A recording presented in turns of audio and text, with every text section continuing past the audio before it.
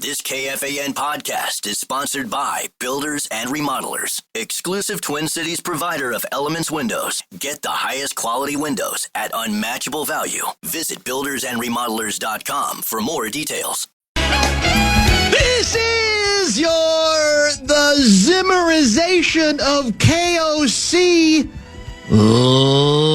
leader fan radio network. And that's a fact. And KFAN.com. 1 minute, 52 seconds past the hour of 3 o'clock Central Daylight Time. Welcome back. It is a midweek edition of the Bumper to Bumper program on a very summery Wednesday afternoon here in the Twin Cities of Minneapolis and St. Paul. I am the host of the program, former Inkstein Wretch, newspaper of the Twin Cities. My name is Dan Barreiro. Guardsy produces the show. He is back today after a one-day hiatus. What was it, Gopher women's basketball related, you told me? It was. Was it their media day yesterday? It was their media training yesterday. Okay. I was in charge of basically telling them how to handle the jackals. How to handle jackals like me. Pretty much. What to avoid. Yep. What not to step in. Yep. Do you feel compromised at all doing that? Because half the time, too, you're asking the questions, not just of them, but on your own programs and so forth. So you feel like as you give them advice to fend off the jackals that you might, in doing so, end up sacrificing some of the best answers you might have otherwise elicited to an uncomfortable question. No, because I think I told them how to answer uncomfortable questions. Oh, you did? Okay, so you didn't avoid them. You didn't say avoid them. No. Hit them head on. Well, it's up to you, basically, is what I said. Yeah, ultimately. But I think did you try to discourage them from mouthing meaningless cliches? No. Yeah, that didn't come up either. I said, here's Tom Brady. Just do what he does. And everybody still loves him. He's in the media now. Yeah, he is. That's true. Yeah. And he mouths probably too many. Well, he's getting better on TV, but I think in interviews he still is very much cliche-ridden, unfortunately. But he's been brought up in that culture. I mean, that's been his life for so long. I don't know that he would know any other way to do it, which is, it served him obviously served him well. It's worked out pretty well. But what's really served him well, let's be honest, is he's a supremely outstanding quarterback. He played well. He played well. It was more than it wasn't what he said so much as what how he performed on a diamond. Well, I guess it wouldn't be a diamond. I guess that would be baseball. I got baseball in the brain because I got playoff action in front of us. Yeah, big one right now. There's a postseason. I know. Major League Baseball, which we haven't been very familiar with lately, but it's there in front of us. It looks like Guardians 3, Tigers 1, with the Guardians still batting in the bottom of 8. And if they hold on, they will have evened that series at 1 apiece. The Tigers won yesterday, I believe. You should change it. Your Cubbies are in action right now. I wondered if they were day or night. They're on ABC right now. So ABC? 8:05. Yeah, hit 8:05. 8:05, you say? They're down 1 to the Padres right now through 3. Yeah, this remote is very sketchy. And who was the Cub that gave the very tearful thing that you retweeted? I don't even remember the name. That was so good. But I thought it was well done. That was so good. I thought it was talking about his grandpa being a Cubs fan, and this is great, and now I'm a part of the postseason. That was amazing. That didn't sound staged or programmed. No. That sounded fairly sincere, and I see you're right. It's early, though, 4th inning. Cubs down 1-0 to the San Diego Pods. We did mention Cheryl Reeve in the media training last night. Did you? That did come up. That did come up. We just I'm sure they were aware of it, obviously, but it came up and said, just so you know, you can't say the F word a bunch of times and expect to live to tell about it. Well, you can. Yeah, you can, but then you lose control of the situation, and then you're out of a postseason game. Yeah, and then your team's eliminated, and then you're left with the exit interviews, which we spent a lot of time on regarding Collier yesterday. I intend to get back to it today. My opinion wasn't very popular yesterday. It may not be very popular today. It's a weird condition for me to be in the position, or I'm actually attempting in an odd sort of way to defend the WNBA commissioner that I've, like a lot of us, mocked and ridiculed. But I actually found myself in that spot in a weird way. But we'll save that for a little bit later. Is it possible that we are seeing across the pond the Zimmerization of the Vikings head coach, the touchy-feely, we're all in this together, Kevin O'Connell? Now, let me quickly add, delivery is always going to be different for KOC than Mike Zimmer, right? We understand that. Excuse me? But there is such a thing as, smiling assassin, velvet glove, where even if the person is smiling as they're assassinating you, they're still assassinating you. Right. And I happened upon, I don't know how this came into my possession online, I want to say yesterday. Maybe it was this morning. And I think it was via Vikings.com. You can tell me where you found it. I found it on Vikings Twitter. Okay, Vikings Twitter. There it is. So, yeah, I guess that's the answer.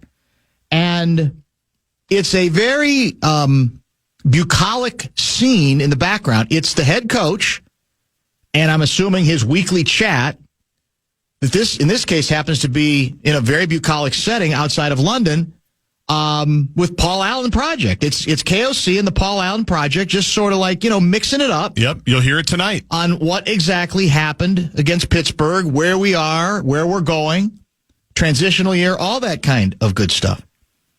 But what struck me about it was how, I thought at least, unusually direct the head coach was, even as he was smiling.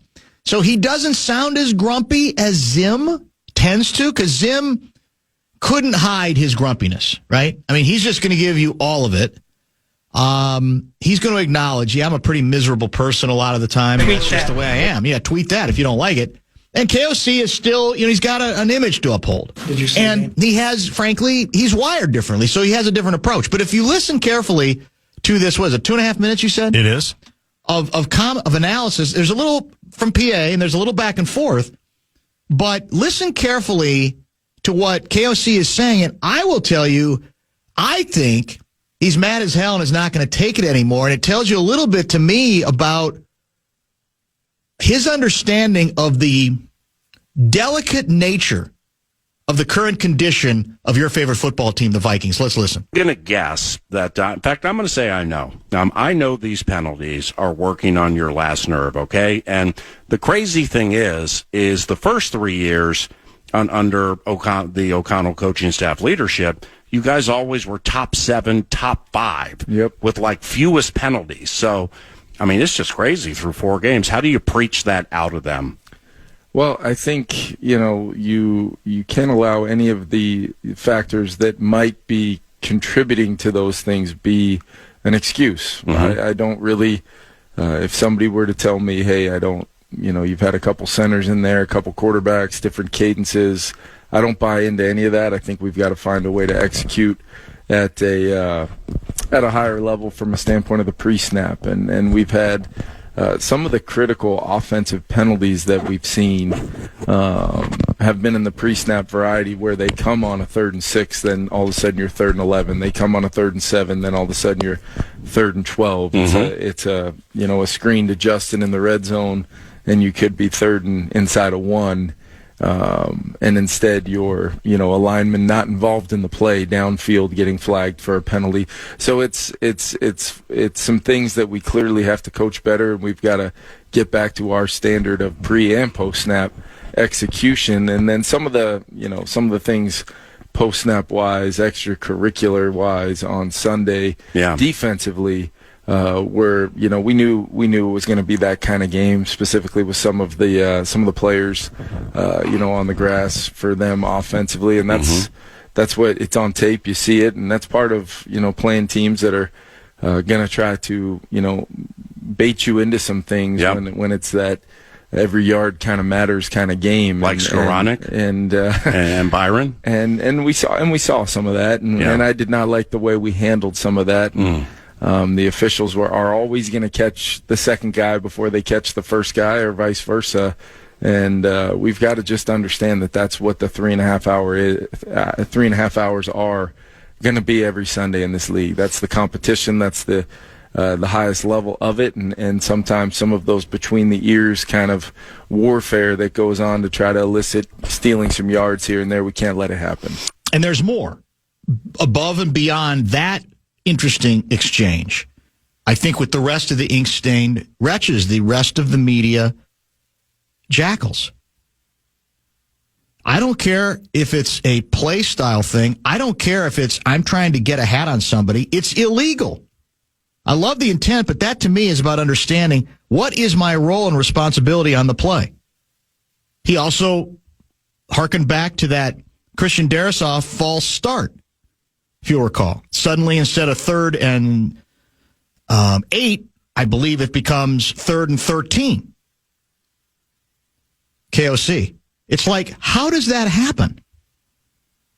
I can tell you that against the Steelers defense, 3rd and 8 is a heck of a lot different than 3rd and 13, especially when you're talking about getting people to the sticks.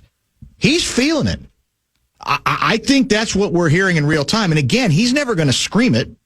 He's never going to Zimmerize it in terms of inflection.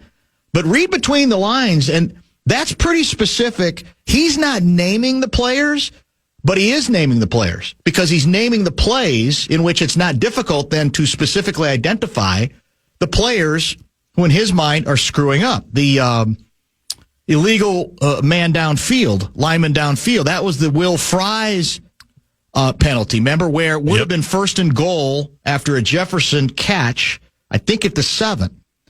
And then we end up having to settle for 3 on that occasion because we later take a sack, and the whole series gets completely out of hand.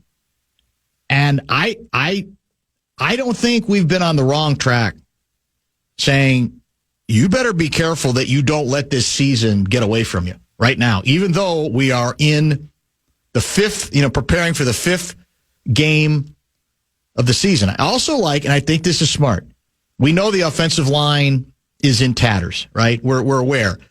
2 of your, you can argue, most important defensive players are out, right? There's myriad injuries that are contributing to the current condition of your favorite football team. But I can tell you, we could play the injury game around the league any year. And all I know is when we play other teams that are decimated, we don't care. We take the victory. We say, well, yes, you're tough luck. I guess it's not your year. Nobody cares. And I think that's why he does not want to invoke, at least this early, too much of the injury excuse. And I think he's also trying to say our margin for error is now reduced. So if we contribute to lessening the margin with stupid penalties, uncharacteristic penalties, which they've had too many of this entire season thus far, then we're asking for trouble, and you're actually asking the head coach to be a little bit more Zimmer-like in calling this sort of undisciplined behavior out. Is that about right? It is. And I just love how does that happen? Like, yes, how does that happen is not very collaborative. Or it's not culture shield. And we've seen it too, like in the quarterback Netflix when they kicked the ball all over the place against the Eagles in week 2. We've seen KOC, or we've heard it, behind closed doors, get a little salty. That's true. He's got it in him, for sure. And he's talked about, these guys got to know I love them so that I can coach them hard and that whole bit. But I don't know if it's the time change or the jet lag, or he's been in Europe now for almost a week. It wears on almost anybody, right? And the fact that they just haven't played cleanly. Plus, apparently, I'm very confused by this story. A bird apparently flew into his hotel room.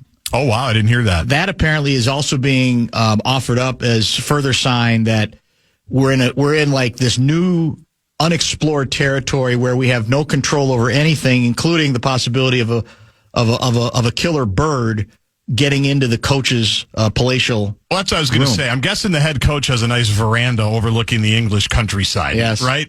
Like, I'm guessing when we talk to Adam Thielen in 15 minutes from now, I'm guessing he doesn't have his own veranda. Maybe we'll ask him. If he's got a window, he can look out. You're assuming we're going to have the chance to ask him. I confirmed it 45 minutes ago. We're doing our best. No, I'm not blaming you. I'm just saying it's been a long slog to get to Adam Thielen. I know. And I hope it does indeed happen at the bottom of the hour. Chance to do some bonus bucks right now? Yes, the fan and 2 men and a junk truck. Want to give you a shot to win bonus bucks with our national cash contest. And the first keyword of the day is bank. Go to KFAN.com and enter the keyword bank. Hockey. KFAN welcomes Trans-Siberian Orchestra for 2 amazing shows at Target Center December 28th at 3 o'clock and 7:30. Tickets are on sale now. Complete show details, including a link to buy tickets, are at KFAN.com, keyword calendar.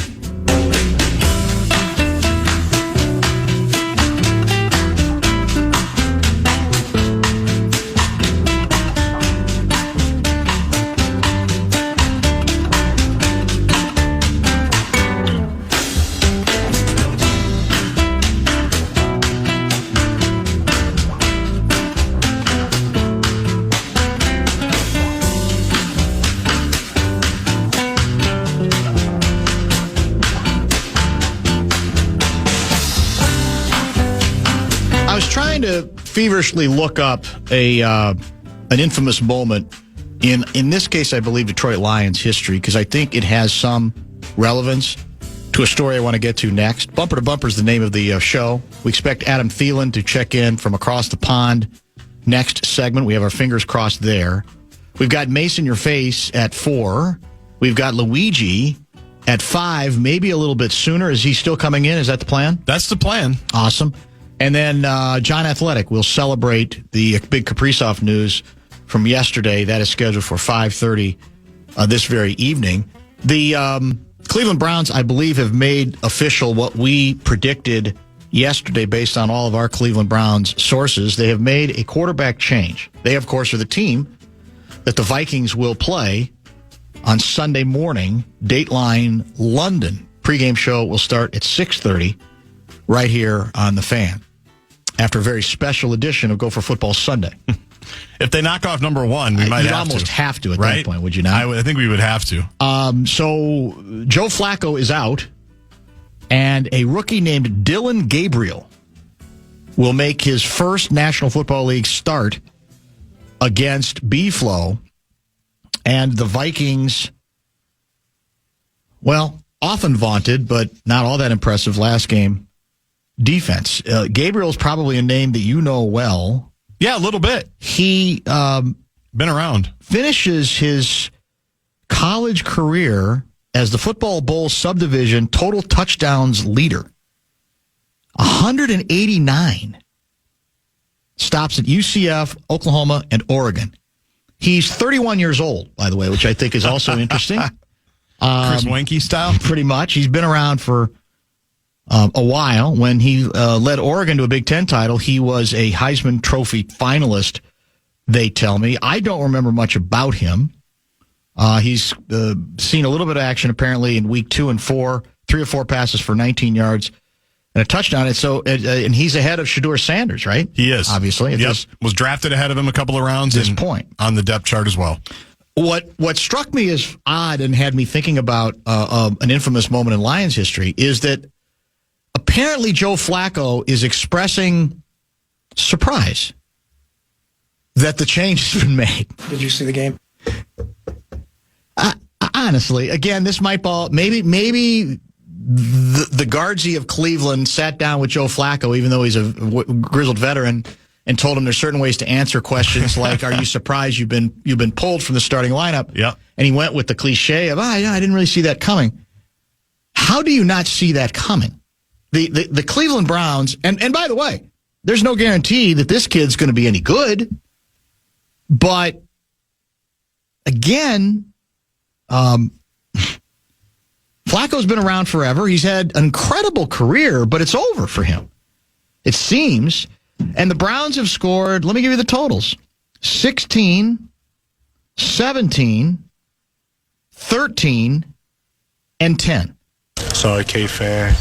And in the victory, they scored 13. Didn't they get set up on at least one of those? Was that the block? Yes, that was the Packer game. Yeah, the Packer game. Right, they won 13-10. Yeah, so I think they had to go like 1 yard to score a touchdown on that drive in that game. And I swear to you, there was a game.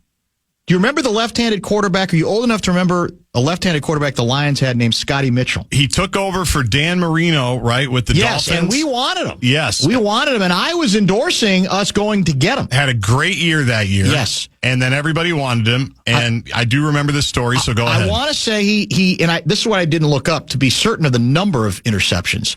I thought he had a 5-interception game. That's what I remember. Maybe it was 3 or 4. Whatever the number was, there's a bit of video that I vividly remember watching in which, upon learning that he's being pulled from that particular game, Mitchell approaches the head coach. I want to say it was Wayne Fonts. Wayne Fonts, yep. And you didn't have to hear to be able to mouth his words. Mitchell saying, "Why?" And I don't know if Fonts responded the way he should have, which should have been, "You've thrown 5 interceptions in the same game. That's impossible. What do you mean, why?" And I feel sort of the same thing with With Methuselah here. So fairness Joe in Flacco. Mitchell, Yes. He threw 4 interceptions in the Lions' 58-37 playoff loss to the Eagles, December 30th, 1995. 4. Okay, good correction. The Eagles themselves, they had 6 total interceptions. So Mitchell might have a point because whoever replaced him got 2 more. Started throwing picks as well. Okay, 6 picks in a game. That's impressive. And so again, I get it. These players are prideful. You give no quarter, the whole bit. But in all seriousness, even if it's a rearranging deck chairs Titanic, right? Can you be surprised that 4 or 5 games into the season that the coach is going to go, we got to throw somebody else out there? At some point, you got to try something. This is just pathetic. I mean, we got nothing going at all. All right, let's get if anybody has any more insight in who this quarterback is or his background. Dylan Gabriel. He's not Roman Gabriel's son, is he? I don't know. The famous Rams quarterback. I don't think he is. I don't. I'll look it up. Strapping lad and a good-looking guy, too. And confident, which I guess you have to be in this league. Let us know via the Bradshaw and Bryant KFAN text line. That's 64686. We'll come back, we hope and think, with Adam Thielen from across the pond. Steve.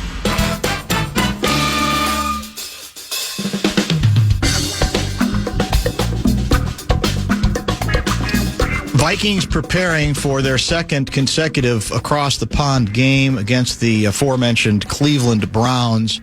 Sunday morning coverage begins in the Fan at 6:30 a.m. Our next guest will be there. Adam Thielen, kind enough to join us via the Connecticut Water Systems hotline. My sources say you attended a soccer game last night. Is that correct?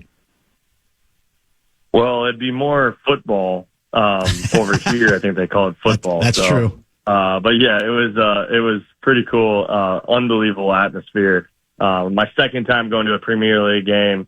Obviously it's just a unique atmosphere that you have to experience. So would you say, have you always been kind of a football fan? Have you liked soccer? Did you grow up interested in it at all? Or is this something that has come along a little bit later that you are showing a little bit of interest in? Well, my intro to soccer, I was probably around kindergarten, and my mom dropped me off at soccer practice, and immediately the coach made us run laps around the entire field. And let's just say that was my last soccer practice I ever attended. So not a whole lot of soccer fandom, but my wife, when we met in college, she was playing college soccer. And so I went to a bunch of games and actually really enjoyed it. And then obviously, like I said, going to these Premier League games or matches, they call them, is a completely different experience that is just unbelievable. And honestly, I was telling someone today that if I would have gone to one of those games as a kid, I would have been all in on soccer. Just seeing it up close, the speed of the game, the athleticism, and then obviously just the atmosphere and the crowd involvement. And energy of the stadium is unbelievable. What's the biggest difference? In terms of energy, in terms of what you observed, what's the biggest difference that struck you? I think it's just the constant buzz of the stadium, singing songs, chanting. I think the excitement when the ball is going towards the goal and there's a rush towards the net. Just that enthusiasm and energy that happens when that play is going on. It's unbelievable. I think also how they separate the opposing fans and they have security all around the opposing fans. They're all in one section. I think it's so cool and so unique. And I mean, it was just crazy. Last night they had a corner kick in their corner where the opposing fans were, and they were chucking bottles at them. They were chanting at them, and they had to kind of stop the game for a second to clean up the water bottles. And it's just a unique experience. So, is there any way you think that, in terms of like you said, the chanting and the singing and the buzz, is there any way that could be brought to the NFL? And it's not like Vikings fans, obviously, are very raucous and they're very enthusiastic, but it is different. And it does feel, that whole atmosphere, I agree with you, it rings differently. Is there any way to bring that, or is it just all about tradition? No, I think there is. I think obviously there's a lot of that. That's just tradition. That's just how these fans were growing up, and there's such an allegiance to these teams. which I think there is across the NFL a little bit, not as much probably anymore, other than the few teams that have been around forever and have that tradition. But now with like fantasy football and stuff, I think that's gone to the way a little bit. But yeah, I think there's such an allegiance there that it just makes it really special for these fans to be there. And it's hard to get tickets. I mean, some of these stadiums, like Chelsea Stadium, only holds 30,000. They could. The guy was telling me last night that they could sell 80, 90,000 tickets a game, but they only have 30,000. So it's like such a privilege and such a unique experience for even the people here to go to these games. So they're just all in, which is probably hard to replicate. Adam Thielen, kind enough to join us. Plenty to get to regarding the Vikings' upcoming game with the Browns, and then maybe a couple things back on the last loss. I know you well know that the personalities of Mike Zimmer and KOC are not difficult to separate. They're completely different kinds of coaches stylistically, in terms of their body language, in terms of the way they speak, etc. But at the start of the show, Adam, we played some sound from KOC talking to PA, I think just from yesterday, in which he sounded very owly about the penalties, that he seemed very, very concerned about those sorts of execution plays that take away a first down where you could have had first and goal, I think, at the 7 on that first drive where you had to settle for 3, a false start that turns a 3rd and 8 into a 3rd and 13, things like that. He did not sound happy. Has he expressed some of that? Have you picked up on some of that as well this after the most recent game? Oh, definitely. Yeah, I think in the NFL, I think these coaches have been around the game long enough that they know how important those little things are. They don't seem like big things. Everybody wants to see the splash plays and the big plays and all these things, and that's kind of what they talk about. But it's all the little things that mean so much and can affect a game so much. And sometimes it comes down to 1 or 2 plays, right? Sure. Like you get a first down in the red zone and turn it into 7 points early in the game, rather than maybe getting backed up and kicking a field goal, or maybe not getting a field goal because you get backed out of field goal range. Like, that's a huge swing of momentum and points and can really change the trajectory of the game. So I think these coaches and us as players, as we play longer and longer, you just understand how important that is. And obviously after a loss, you feel it even more, right? So you want to emphasize it and you want to talk about it. But yeah, definitely we feel it. We talk about it today as far as what it takes to win this next game. Coach really hit on those things because that was what affected the opportunity to win a game last week. So as you, I'm sure, would testify, no player, wants to commit penalties, right? Nobody goes out and consciously tries to make them or commit them. So what's the key to what separates the discipline associated with not making those kinds of plays from the sloppiness of when those plays are made? What was that? Is it mental? Is it physical? A combination of both? What do you think? Yeah, that's a great point. I think it's a combination of both, and it can differ depending on the player. Sometimes it's a physical thing where maybe you're not in shape and you're tired and you're fatigued, and that's kind of when those penalties happen.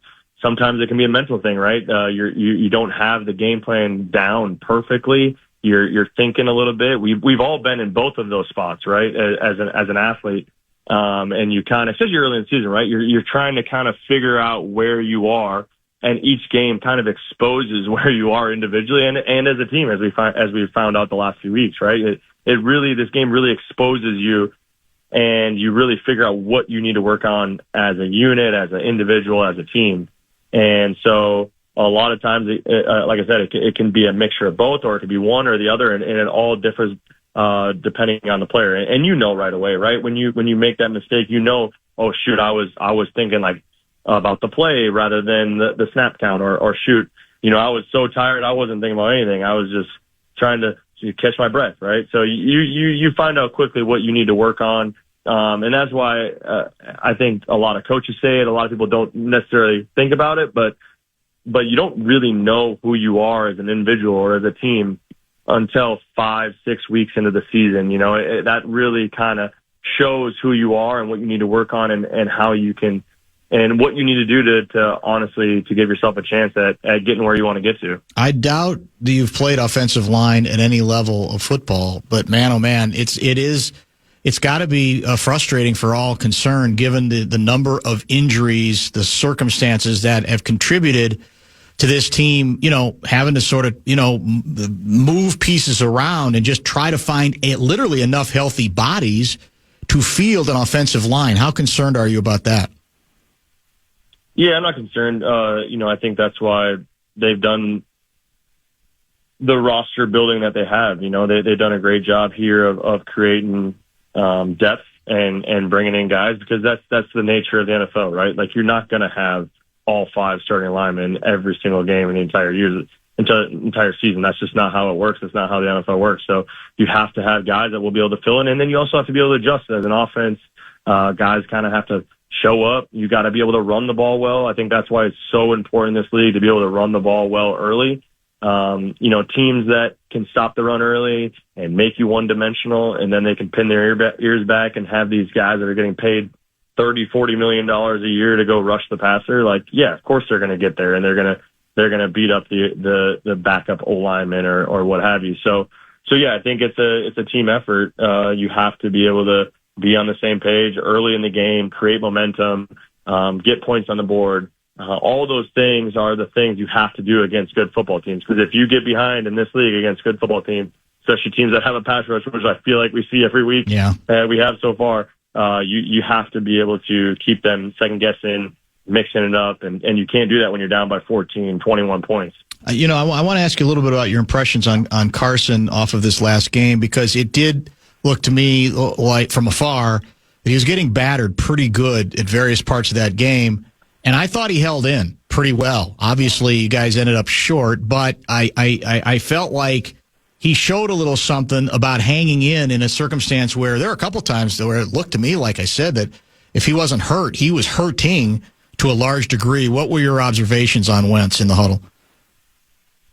Yeah, extremely impressed with his toughness. Obviously, I haven't been around him on the football field very long. So, he just showed his grit, his toughness, what he can kind of handle from a physical standpoint in the game. Obviously, we know what he can do from a mental standpoint, just not really being here a long time and being able to pick up this offense, which is an extremely difficult one to really understand and to know, especially at the quarterback position when you have to communicate to everybody, you have to get everybody lined up and on the same page, right? So mentally we knew he could handle it, but obviously physically he's doing a great job and hanging in there and then obviously being able to stick in there and bring us back into that game and give us a chance, right? And that's not easy.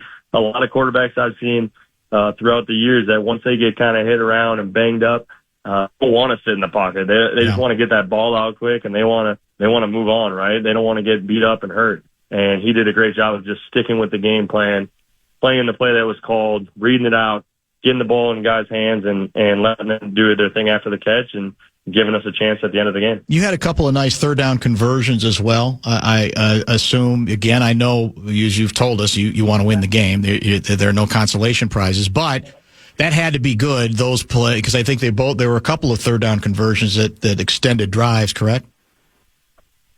Yeah, no, it's always good to get those opportunities.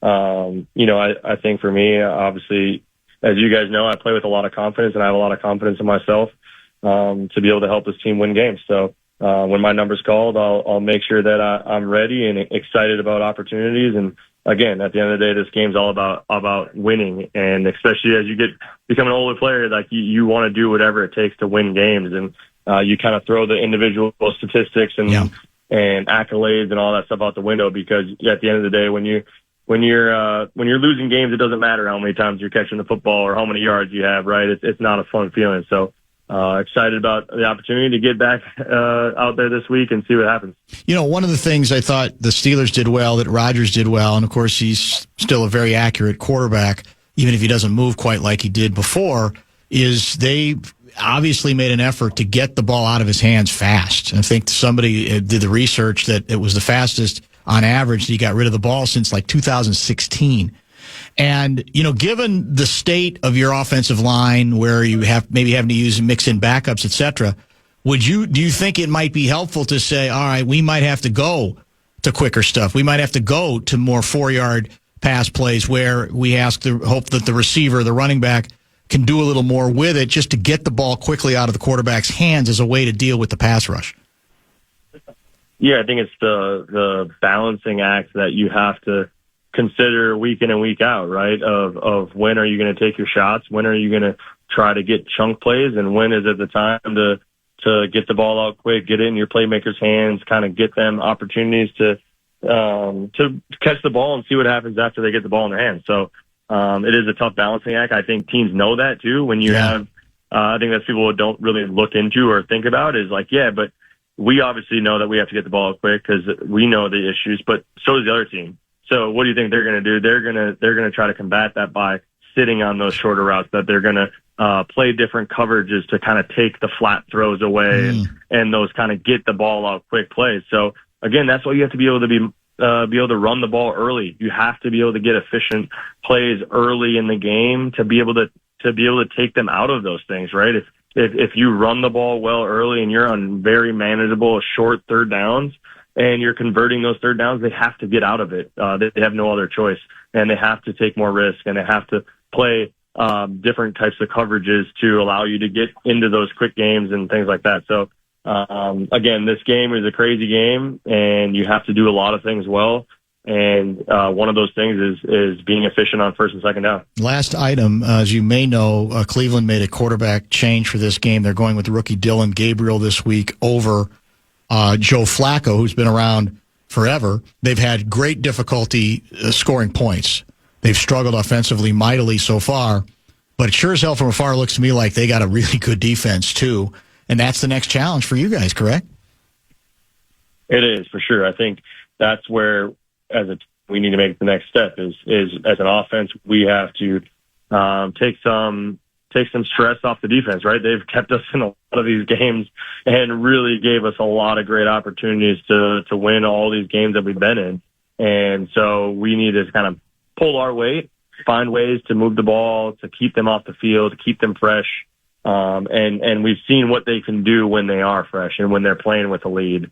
That's the thing that people just don't think about. They don't really talk about is like, man, like, yes, our defense is really good, but they're even better when our offense is moving the ball and scoring points and playing with a lead, right? That's when the ball comes out. That's when they get the tips and picks and overthrows, and teams have to force the ball. And you got those guys up front that are unbelievable. Like you said, you can't get the ball out quick, right? When you're playing with a lead and stuff like that, they can't waste time off the clock. So, it's all complementary football. That's why it's the greatest team sport there is. And, we're going to have to step up our game against a really good defense again. Enjoy the rest of your visit as you prepare for the game Sunday. And we appreciate the time as always, and safe travels back. We'll talk to you soon. All right. Thanks, guys. Thanks. Adam Thielen helping us out. Dateline, London, England, or near, might be the outskirts of London, England. I can't remember. It sounds like the Lieber spot, the Lieber Manor, was in a different spot than the manor in which the Vikings were residing. Correct. Yes. Anyways, there was some separation there. Yeah. So which makes sense. I mean, you've been to Europe. I haven't. I've never been to London though. Other than I think I've connected. Okay. But I never have. I've never spent a minute looking at the town at all. It doesn't strike me as a place because everything was built, as Lieber told us, in like 1400. Yeah. Where you're going to have like, the Hyatt Regency with 900 guest rooms, right? Like you've got all these really cool, nice places, but you probably can't house an entire football operation. No, that's probably true. Unless you have a couple of different manors. Although those manors are pretty big. Some of those manors are pretty impressive. They're like nice. Huge expanses. They look nice. I guess it's a matter of whether you convert the manor to how many hotel rooms, right? That's the exactly the deal. Bradshaw and Brian KFAN text line is open at 64686. There are a couple people expressing concern symbolically about the bird story regarding for KOC? The bird, a bird somehow getting into a KOC's room. Let me see if I can find a couple of the texts that are responding to exactly that. When a bird, this is from Paul, when a bird flies into your hotel room, that's a harbinger you might lose to the Falcons, Eagles, Ravens, and any other bird on your schedule. Hadn't thought of it that way. We've already lost to Atlanta, right, to the Falcons. Yep, Eagles are coming up. Eagles are coming up. Ravens, yeah. Do we play any of their birds the rest of the way? We got the Ravens, the Seahawks. Oh, yeah. And guess what? Where's that game? Well, where else would it be? It's There. at Seattle. Yeah. It's never going to be here. Any other birds? No, it doesn't look like it. That's it. That's enough, though. Yeah, because the Charger, that's not a bird, right? No. Chargers aren't a bird. No, that's very true. Cowboys, they're not a bird. So we do have, what's the I guess it's worth mentioning the offensive line update. I guess the good news yesterday was, I think this broke yesterday, that Brian O'Neill is week to week. He's not going to play this week, pretty clearly, I think, although Right. I don't know. Has that technically been announced? If you're week to week, I don't think you're playing this week. No, I don't know if it's technically been announced or not, but I think just that designation, although that was just a report. That's true. But at least it's not something where they felt like they had to put him on IR. Right. Michael Juergens, one of 8 players held out of practice today. He has a hammy. Tricky. And so he's supposed to replace Ryan Kelly, who's definitely out again, we think, this week, right? He's in concussion protocol for the second time in 3 weeks. So the word on the street is your guy, Blake Brandel, is going to be, would likely then be the center if Michael Juergens cannot go. I don't think they've ruled Juergens out yet. But O'Neill's out. Your guy, Donovan Jackson, the guard, he's out. He's definitely out, right? Because he has surgery on his wrist. Correct. Darisaw got the we're load managing on Darisaw during practice. This was his scheduled rest day. We've got 9 blockers available, including 3 practice squad members. That's all we got. And the first team offensive line on Wednesday was Walter Rouse at left tackle, Joe Huber left guard, Brandel center, Will Fries, and the right tackle was Justin School. Now again, some people are being, that's not who's going to start on Sunday against Cleveland, but that is that's a little on the concerning side, right? Now, in general, how many games have we played? 4? We played 4 games. Yeah. To this point. JJ is out. And by the way, there was some discussion and some hope that he might begin practicing this week. I don't think he practiced today. Darisaw, he did not practice today. Has missed time, although he's back now, we think. Jordan Addison has missed time. Now he's back. That's off suspension, correct? Yep. Harrison Smith we haven't probably talked about this enough. Harrison Smith is very much being used in a load management role right now, right? He's played just a handful of plays, correct? Thus far, it's not like he's out there all the time. Aaron Jones is still out. Donovan Jackson is still out. C.J. Ham is about to come back, right? The practice window is open. So, yeah, we have had, and of course, how many more weeks does Blake Cashman have to miss? Because he's on IR, right? He is, yeah. I thought we targeted the Philly week for him. That's probably true with the bye coming up. Yeah, if I remember right. And who's the other? Van Ginkel. Gink did not practice today. He's still got the neck, the allegedly lingering neck issue. Yep. So it does, again, reduce the team's margin for error. And we're sitting there. I didn't ask because I know how he was going to answer the must-win question to Thielen. But it feels close to that. It really does. And again, I'm not pretending that the Vikings can't win a decent number of those games in the meaty part of the schedule. Week to week, it's a weird league. We know that. But you fall to 2 and 3 in the softest part of your schedule. That's very concerning. So if you can have a must-win situation in October, because now it's October, right? That would probably be it, correct?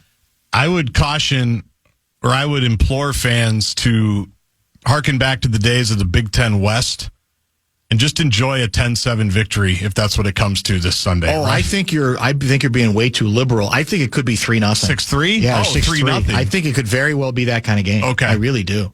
I was thinking maybe Miles Price pops one and we don't have a penalty. And there's not a penalty on it? Yeah, that was another penalty that hurt us that we haven't mentioned. But I honestly believe if you read through the lines of what the head coach is saying, but be okay with that. Absolutely. Yeah. You have to take it any way you can this week. And Thielen kind of confirmed it, that was the theme, not just with the Jackals, but with the players about, how does that happen? We can't have those penalties happen again. Maybe it's the beginning of the Zimmerization of KOC, even if he has a very different way of delivering the bad news. Top of the hour pause, and speaking of bad news, we expect to visit with Mace in your face, and guess what? He's in a studio again, but it ain't this one.